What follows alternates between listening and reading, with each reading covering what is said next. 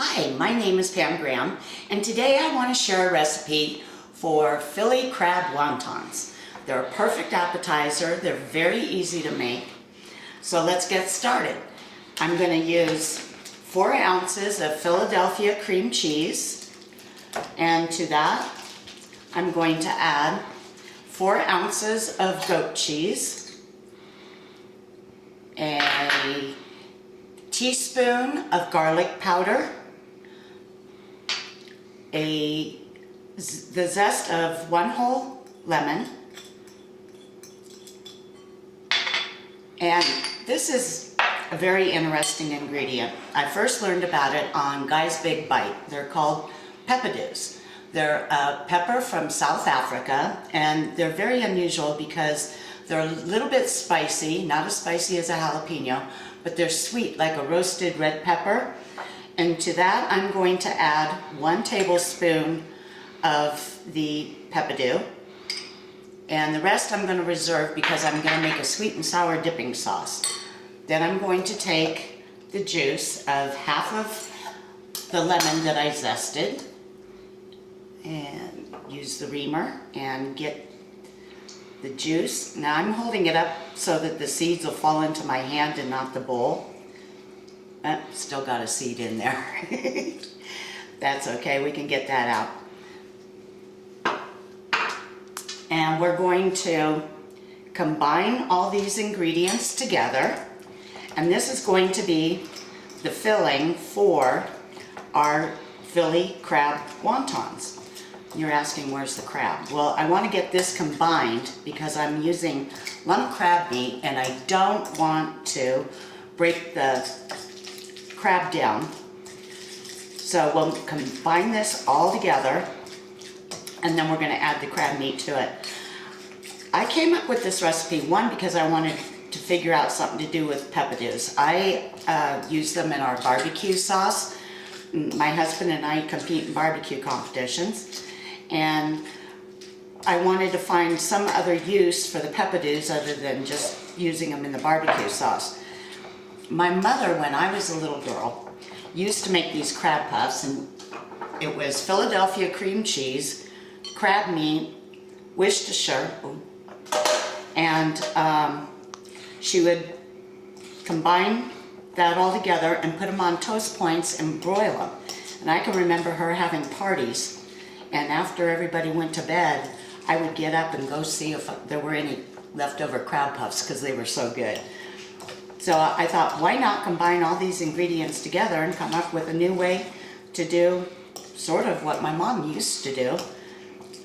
And instead of doing toast points, we're going to use wonton wrappers. Now, right here I have some wonton wrappers, and I will show you how simple this is to put together. We're going to just lay out the wonton wrappers, make sure that you've only got one, and I'm going to make an assembly line here. And how I'm doing that is I'll get about 4 or 5 of these laid out, and then we're going to use a piping bag. Actually, I use a plastic bag and cut off the end. Much easier on the cleanup, and I'm all about ease in cleaning up. So I've got a plastic bag in a measuring cup, and we're just scraping all of the crab and Philadelphia cream cheese mixture into the bag. And now we're going to squeeze it down to the bottom, and with a pair of scissors I'm just going to cut off the tip. I'm going to cut off a fairly good size. You can see it's about a 1/2 inch because I want a good dollop on the center of each of these wonton wrappers. Just like that. You want to be careful not to overfill them, because if you do, then when you go to fry them up, the filling will come out the sides. So it's probably about a teaspoon's worth that we're putting here in the center. And then we will brush the edges with water to help seal them, and then fold them up.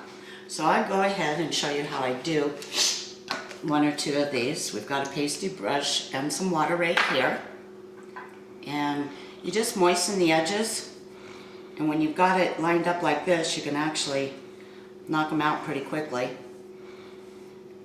And let me show you how to wrap them. You just fold it over. And starting at the far corner, and you want to keep your fingers sort of toward the center so that you push any air that's in there out. I'll show you again.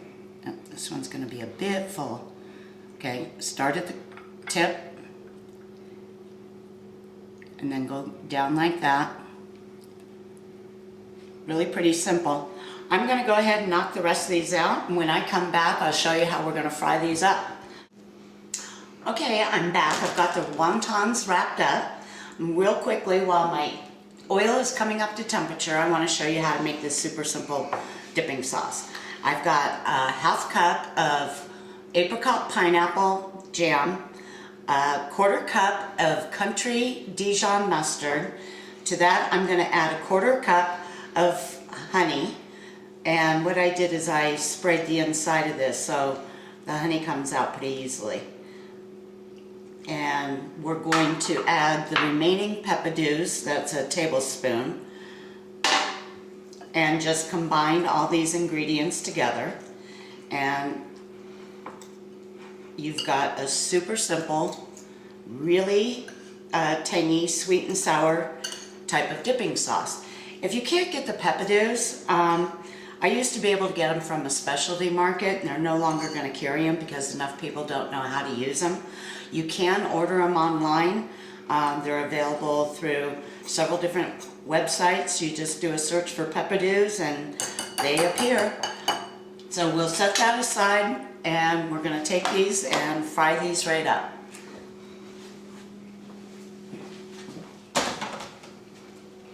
I've got the oil preheated to about 370, and I'm just going to carefully drop them into the oil. You don't want to overcrowd your pan, but you will probably get about 5 or 6 of these into the pan at once. You want to leave enough room so that you can flip them over. When they start floating like that, see, they rise right up to the top, and you just want to give them a quick turn so that they brown on both sides. And see why I focused on starting from the point and keeping my hand or fingers right here when I did it, is because the air that's in these will expand and really poof them up and make them explode if you don't get all the air out. These are almost like frying beignets. If they get cooked too much on one side, then they're really hard to turn over. As you start to see them get color like this, you're going to want to start pulling them out, because they'll continue as hot as it is to golden up when you take them out of the oil as well. And when you bring them out of the oil, you just want to give them a light dusting of salt. I'm going to continue to fry the rest of these wontons, and when I'm done, I will show you how I plate this. Well, I'm all ready. My guests are about to arrive, and real quick before they come, I want to show you how I plated this. Here's how I serve it family style. We've got the dipping sauce and then the wontons, and I know how my guests are. This is how I plate it for an individual serving. I'm stashing these aside for me because I know by the time everybody arrives, there aren't going to be any of these left. You guys are going to really love this recipe, and you're going to have to give it a try. Crispy on the outside, creamy and crabby on the inside. You're going to love this one, girls.